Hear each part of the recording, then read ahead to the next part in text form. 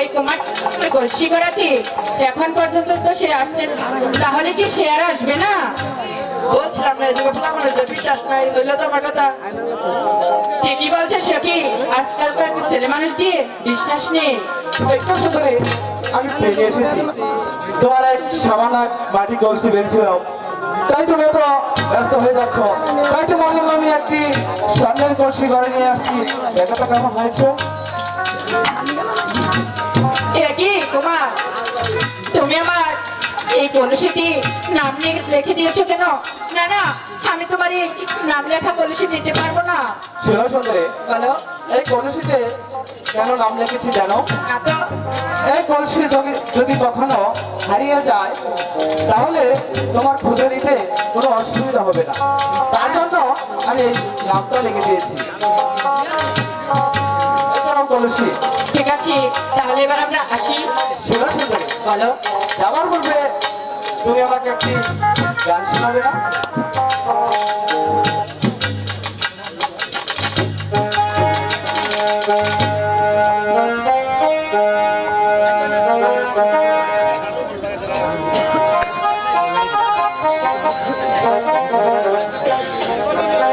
ঠিক আছে, তুমি যখন এত করে বললে তাহলে তো ভালোবাসার মতো ভালোবাসলে তারে কি গো ভোলা যায়?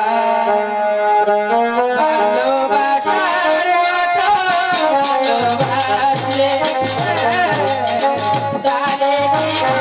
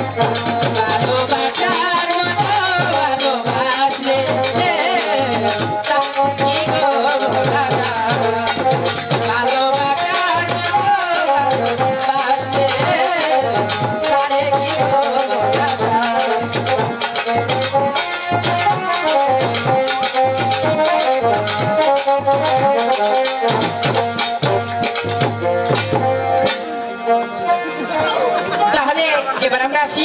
এই ছোট্ট এই যে এই, কুলুচ্ছি। এই ছোট্ট হ্যাঁ, তুই আর কোলা কেন? ওই যে ছেড়ে যে তোমার কুলে উঠলো, এই জন্য আমি ওই ছেড়ে কুলে উঠলে চুদাই দিলাম। এই ছোট্ট হ্যাঁ, ওই মেয়ে তো আমার কোলে উঠেছিল না। এটা আমি উঠছি। সখী সখী তাহলে চলো এবার আমরা প্রাসাদে চলে যাই। ঠিক আছে, তোমরা আবার আসতে পারো। বিদায়। ভাই, ভাই খাস খাস। টাটা। ছোট্ট, হ্যাঁ, আমরা তো এসেছি জলের ঘাটে মাছ ধরতে। হ্যাঁ, এসে তো দেখেছি এক রূপসী কন্যা দেখে হ্যাঁ, দেখছি। আমি যে পাগল হয়ে গেছি। জন্টু, হ্যাঁ, এবার বলতো কি করা যায়? কিছু না, আমি সময় ফিরে দেখি। আয় ছোট্ট, কই যেতেছ? আমার ছেলে সময় দিচ্ছে, সময়টা ফিরে দেখি। আয়, আয় দাঁড়া, ওইখানে দাঁড়া। সময় ফিরে দিয়ে আমি এটা ফিরে লাগবে না, ওই সময় দিবি নি। তাহলে ছেলে যাবার ফিরে গেল।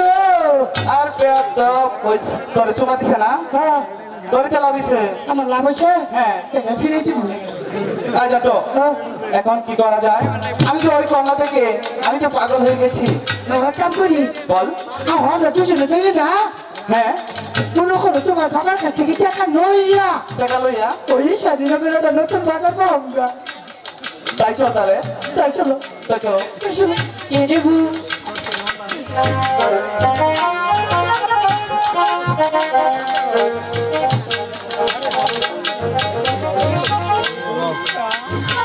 উপস্থিত দূর দূরান্ত থেকে আমাদের ভাষণ যাত্রা আমাদের শ্রোতা বন্ধুগণ, আসলে বেহুলা এবং লোকায় যে অভিনয় আসলে আকাশে দুর্যোগের কারণে হয়তো আমাদের গান শেষ করা সম্ভব হবে না, তবে যতক্ষণ চলবে আমরা আশাবাদী ততক্ষণ পর্যন্ত আমরা চালাবো। তৎসঙ্গে আমাদের এই ক্ষুদ্র নাট্যশিল্পীর পক্ষ থেকে আমরা জানাচ্ছি আমরা লাল গোলাপ শুভেচ্ছা। সেই সাথে জানাই আমাদের এই যে লোকায় অভিনয় ভঙ্গিতে সন্তুষ্ট হয়েই নতুন বাজারের আরিফ ভাই ওকে 200 টাকা দিয়ে আশীর্বাদ করেছেন। ধন্যবাদ। বন্ধু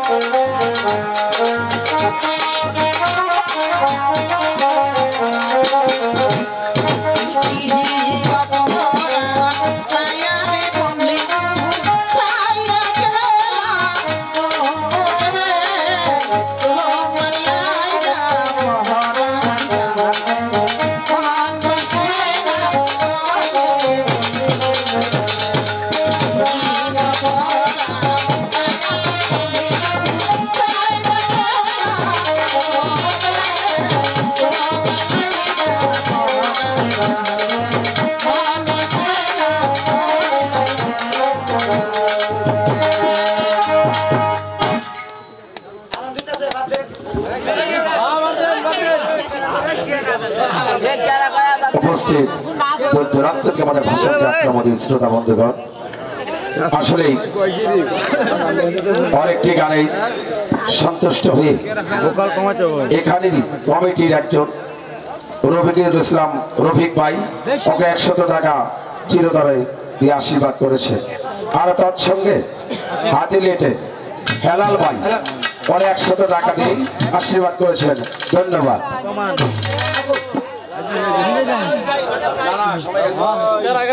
ধন্যবাদ। একবারে গেছে না আসলে আমার জীবন কিছু না, এত বাড়ি দেখে কথা এত হালকা করে আমার তরফ থেকে ইকো দেওয়া আপনি ভোকাল কম করবেন কে ইকো না চলতে হ্যাঁ ধন্যবাদ। ইকো বন্ধ করা লাগবে আর ভক্তিবন্ধ সালাম, আসসালামু আলাইকুম। তাহলে কিছু করার নাই জামা বুদ্ধি আচ্ছা ওই যে ওরা দুপুরবেলা পশ্চিমে চলে যাচ্ছে, সন্ধ্যা করে যাচ্ছে, এখনো প্রাসাদে ফিরছো না। মা আমি ফিরে এসেছি মা। তুমি এসেছো বাবা? এত দেরি হলো কেন বাবা? মা, আমি যাই যমুনা ঘাটে এক রূপসী কন্যা দেখে আমি তো পাগল হয়ে গেছি মা। এসব কি বলছো বাবা? আহি গো রূপে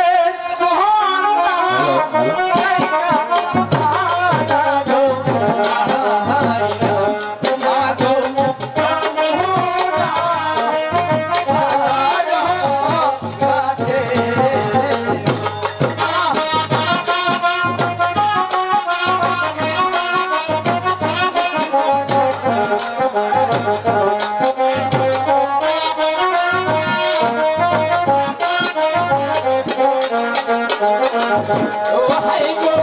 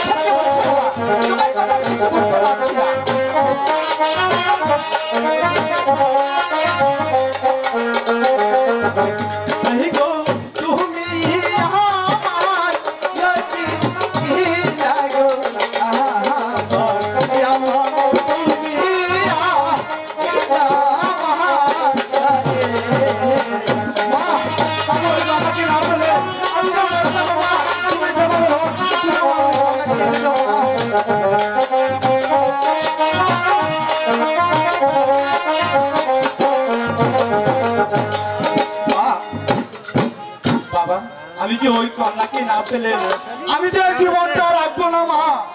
এখন আর বেশি আমি বাঁচতাম না। এটা না ওর কথা মুখে আনতে নেই, তুমি বিশ্রামে চলে যাও। ঠিক আছে। তোমার পিতা আসলে পরে আমি ঘটক মশাইকে বলে পাঠিয়ে দিব মা বেহুলা বিয়ের প্রস্তাব দিয়ে। ঠিক আছে মা, তাহলে এবার চলো। ঠিক আছে, বিশ্রামে চলে যাও। আমার কথা কই নাই, তুই মার কাছে বল। আমি ওদেরকে দেখি ঠিক আছে, যা আশা কথা তো যা। তাহলে না পুনঃ ফিরে যাই।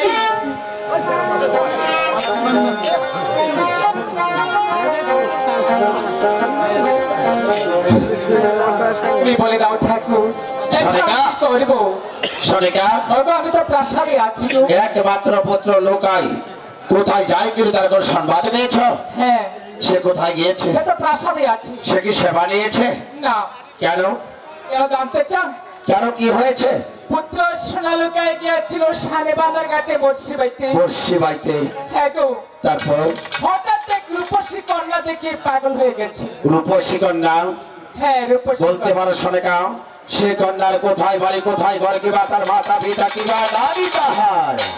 ওই ইসামনগরে ইছানীনগর সাইমন সদাগরে মেয়ে। সাইমন সদাগরে। সাইমন সদাগরে কন্যা। তারপর? তুমি রাশি। না, আমি তোমার কথা বিশ্বাস করি না। আমার একমাত্র পুত্র লোকাইকে ডেকে জিজ্ঞাসা করবো সে আসলে কথা সত্যি কি না।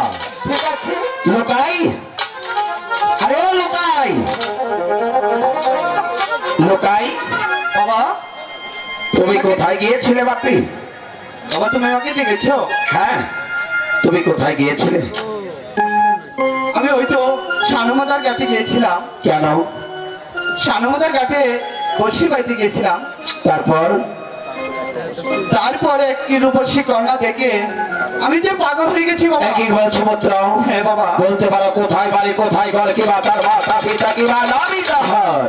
হাই গো ঈশা নিহিত হ্যায় থাকে এ লাগো কন্যা ঈশা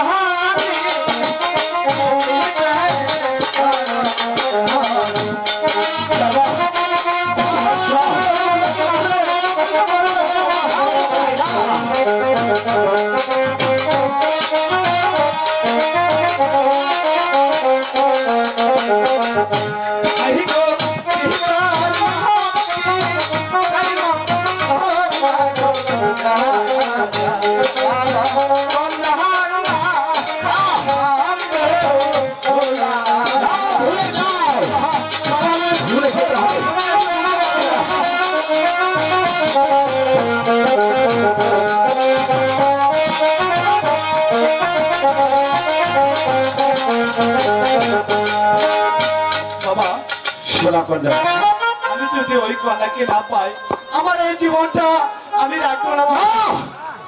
সোনা পুত্র লোকাই, তুমি একবার ভেবে দেখেছো তুমি কোন বংশে জন্ম নিয়েছো?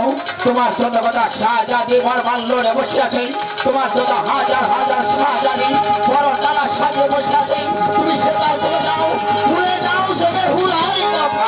বাবা, আমি কোনোদিনও তাকে ভুলতে পারবো না। ভুলতে পারবে না? আমি যে তার রূপে প্রেমে মগ্ন হয়ে আমি যে বলতে পারছি না বাবা। না। হ্যাঁ বাবা। সোনিকা বলতে পারে এখন আমি কোথায় যাব, কি করব?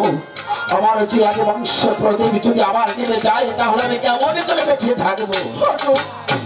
বলছি কি, আজ থেকে 12 বছর আগে আমার 6টি সন্তান হারিয়েছি। হ্যাঁ, আমার যে পুত্র সোনা লুকাই না থাকি, আমি কাকে নিয়ে বেঁচে থাকবো গো? তাহলে বলো আমি এখন কি করব? তাই বলছি কি, দেরি না করে ঘটক মশাইকে পাঠিয়ে দে। ঘটক মশাইকে পাঠিয়ে দেবো কোথায়? মা বেহুলার ব্যাপার। কি বলছে সোনিকা? ঠিক আছে সোনিকা, তোমাদের ভালো হলে আমারই ভালো। যাও সোনিকা, তোমার একমাত্র বংশের প্রদীপ লোকাইকে নেই, তুমি অন্তঃপুরে চলে যাও। আমি এই মুহূর্তে চলে যাবো সেই ঘটক মশাই বাড়ি। যেমনি ভাবে হবে না কেন ঘটক মশাই পাঠিয়ে দেবো, সেই দিন ছাড়ি না বলি। চলে পুত্র। ঠিক আছে চলো মা। ঘরে বসে বাড়ি আছেন ঘটক মশাই?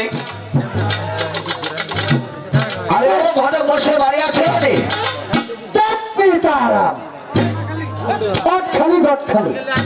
মুখে পড়ে নাই কোনোদিনও চলকানি। আমার বাবাই করেছে ঘটখালি, ও হন আমি করতেছি ঘটখালি। আমার বাবার নাম ছিল সিনারি, আমার নাম হয়েছে কেরাসিনারি। মানুষে ডাকে কেরামতুল্লাহ ঘটক। সদাগর মশাই কি আমাকে স্মরণ করেছেন নাকি? হ্যাঁ ঘটক মশাই নমস্কার। নমস্কার। ঘটক মশাই বলেন। আপনার কাছে কোনো সুপাত্রী আছে? আছে মানে? তাহলে বলুন কোথায়? 100 বার আছে, 1000 বার আছে, লক্ষ বার আছে। তাই নাকি? হ্যাঁ। তাহলে বলুন। এই যে তাহলে বলুন, ওই যে 25 পারা অক্ষর আছে না? হ্যাঁ। অক্ষর মেয়া দেখায়, শুনায়, চলায়, ফিরায়, টয়ে, টোপর। কিন্তু কিন্তু মানে মেয়েটির একটু সমস্যা আছে। সমস্যা? হ্যাঁ, কি সমস্যা? এই যে দেখি ঘটক মশাই, আপনি কি পাগল হয়ে গেছেন? না, ওই নাই। আপনি একবার ভেবে দেখছেন দেখছি। আমি সে সদাগর আর কোথায় আছে একমাত্র সদাগরের কন্যা? আগে গাড়ি হই একবার চলে যাও তার সম্বন্ধ লইয়ে। ঠিকই তো আছে। সদাগর কোথায়? তাহলে বলুন কোথায় বাড়ি, কোথায় ঘর, কিবা তার মাথা পিতা কিবা নামি তাহার? তাহলে শুনুন সদাগর মশাই, ইসানীনগর আছে আপনার পুরানা ভাই সাহেব, হ্যাঁ। আর তার ঘর আছে মা বেহুলা সতী, বাহ, আর আপনার ঘর আছে পুত্র সোনা লক্ষ্মীন্দর। এই দুজন দেখো এদেরকে দিয়ে গোটালে বেরোন্ন ছড় হ্যাঁ। একেবারে তৈরির মতো মিশকাবে সদাগর মশাই। তাই নাকি? হ্যাঁ, ঠিক আছে ঘটক মশাই, আপনি আমার আদেশ মাথায় নেই, এই মুহূর্তে চলে যাবে সেই ছাইনগরেই। যেমনি ভাবে হবে না কেন আমার একমাত্র বংশের প্রদীপী লোকার বিয়ের সম্বন্ধ নিয়ে যাবেন। আর একমাত্র বন্ধুবাদী হই আর মা বেহুলার বিয়ের সম্বন্ধ যেভাবে হবে না কেন সুদত্ত ব্রাহ্মণ হুম লগ্ন থেকেই বিয়ের সম্বন্ধ নিয়ে আসবেন। ঠিক আছে সদাগর মশাই, তাহলে আমি এবার এগিয়ে যাই। ঠিক আছে ঘটক মশাই, বলেন। তাহলে আমি আসছি। নমস্কার। নমস্কার।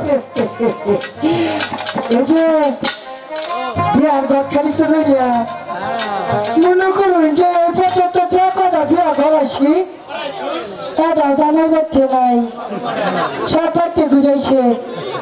এই বছর রাজাকে সদাগর ঘর বিয়া, তাহলে ঠিক পারে না কি কোন, তাহলে যাইয়া দিই। হ্যাঁ, এখন তো চহলিল রে চালি নগর, চহলিল রে।